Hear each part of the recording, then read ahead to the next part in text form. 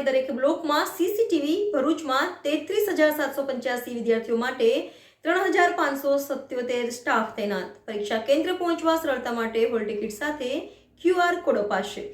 ભરૂચમાં 83,785 વિદ્યાર્થીઓ માટે 3,577 સ્ટાફ તૈનાત. પરીક્ષા કેન્દ્ર પહોંચવામાં સરળતા માટે હોલ ટિકિટ સાથે QR કોડ અપાશે.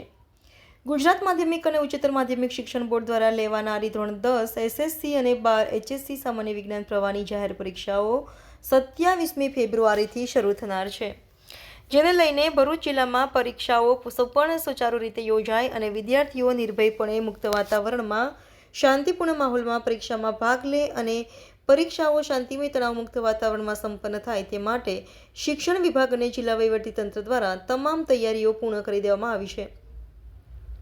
ભરૂચ જિલ્લામાં તારીખ 27 ફેબ્રુઆરીથી 10 માર્ચ 2025 સુધી ચાલનાર છે અને ધોરણ 12માં સામાન્ય પ્રવાહ અને વિજ્ઞાન પ્રવાહની પરીક્ષાઓ 27મી ફેબ્રુઆરીથી શરૂ થઈને 17મી માર્ચ સુધી ચાલનાર છે. ત્યારે જિલ્લાના ધોરણ 10માં 22,583 વિદ્યાર્થીઓ અને ધોરણ 12માં સામાન્ય પ્રવાહના 8,154 તથા ધોરણ 12 વિજ્ઞાન પ્રવાહના 3,048 મળી કુલે 33,785 પરીક્ષાર્થીઓ પરીક્ષા આપનાર છે.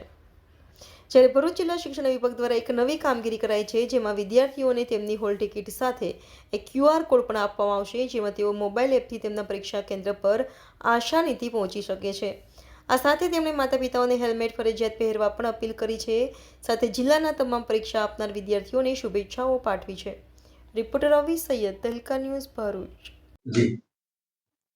નમસ્કાર. ભરૂચ જિલ્લામાં માર્ચ 2025 SSC અને HSC પરીક્ષા જે યોજાવા જઈ રહી છે તેની સમગ્ર પૂર્વ તૈયારીઓ સંપૂર્ણ થઈ ગઈ છે. ગઈકાલે જિલ્લાની સંકલન સમિતિની બેઠક પણ યોજાઈ ગઈ. 11મી તારીખે અમે તમામ કેન્દ્ર સંચાલકો સાથે મીટિંગ કરી અને તેઓને જરૂરી માર્ગદર્શક સૂચનાઓ પણ આપી દીધી છે. SSC ની પરીક્ષા 27/2 થી શરૂ થઈ અને 10/3 સુધી ચાલશે. HSC સામાન્ય પ્રવાહની અને વિજ્ઞાન પ્રવાહની પરીક્ષાઓ 27/2/25 થી શરૂ થઈ અને 17/2/25 સુધી ચાલવાની છે. આ સમગ્ર પરીક્ષામાં SSC માટે 32 કેન્દ્રો છે અને HSC માટે 16 કેન્દ્રોનો ઉપયોગ થશે, જેમાં કુલ 131 બિલ્ડિંગનો વપરાશ થશે. દરેક પરીક્ષા માટે ઓબ્ઝર્વર અને સરકારી પ્રતિનિધિની નિમણૂક કરી દેવામાં આવી છે. સરકારી પ્રતિનિધિઓ સાથે આજે અમારી મીટિંગ થશે, એમને માર્ગદર્શક સૂચનાઓ આપવામાં આવશે.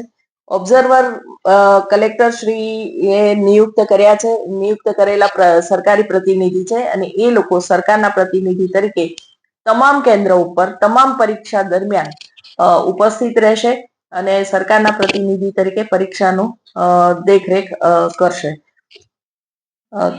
સીસીટીવીની ચકાસણી તમામ કેન્દ્રોમાં થઈ ગઈ છે. તમામ કેન્દ્રોમાં સીસીટીવી ખૂબ સુચારુ રૂપે ચાલે છે. ગઈકાલે DGBCL, ST ના પ્રતિનિધિ અને પોલીસ વડા સાથે પણ ચર્ચા કરવામાં આવી છે અને પરીક્ષા દરમિયાન વીજળીનો પુરવઠો ખોરવાય નહીં, ટ્રાફિકની વ્યવસ્થા જળવાઈ રહે અથવા તો કોઈ વિદ્યાર્થી ટ્રાફિકમાં અટવાય નહીં, એ માટે જરૂરી સૂચનાઓ પણ પોલીસ અધિકારીશ્રી દ્વારા આપી દેવામાં આવી છે. ST ના રૂટ માટે પણ સૂચના આપી દેવામાં આવી છે. વિદ્યાર્થીઓની જરૂરિયાત અને પરીક્ષાના સમય પ્રમાણે ST રૂટનું સંચાલન કરવા માટે માનનીય કલેક્ટરશ્રીએ સૂચના આપી છે. ખાસ કરીને બધા સાથે મળીને બાળકોને અગવડ ન પડે એ રીતે આ પરીક્ષા લેવાનું આયોજન અમે ગઈકાલે પૂર્ણ કર્યું છે. પરીક્ષા જ્યારે થઈ રહી છે ત્યારે વાલીઓ જોગ મારો એક ખાસ સંદેશ છે કે બાળકને ટકાવારી માટે કે વધારે સારું પરિણામ લાવવા માટે હવે છેલ્લા દિવસોમાં જરાય પ્રેશર કરશો નહીં. બાળકને એકદમ હેલ્ધી વાતાવરણમાં, તંદુરસ્ત વાતાવરણમાં પરીક્ષા આપે એ જરૂરી છે. ખાસ યાદ રાખવું ઘટે કે બાળક જરૂરી છે, પરીક્ષા નહીં. આપને જરાય પણ એવું લાગે છે કે બાળક ડિપ્રેશનમાં છે કે ચિંતામાં છે કે ગુમસુમ થઈ ગયું છે, તો આપ તરત જ અમારી આત્મવિશ્વાસ હેલ્પલાઇન ઉપર નંબર ડાયલ કરી શકો છો અથવા મને સીધો સંપર્ક કરશો તો પણ કોઈ પણ પ્રકારની સાયકોલોજીકલ કે ક્લિનિકલ મદદ તમને મારા તરફથી મળી જશે.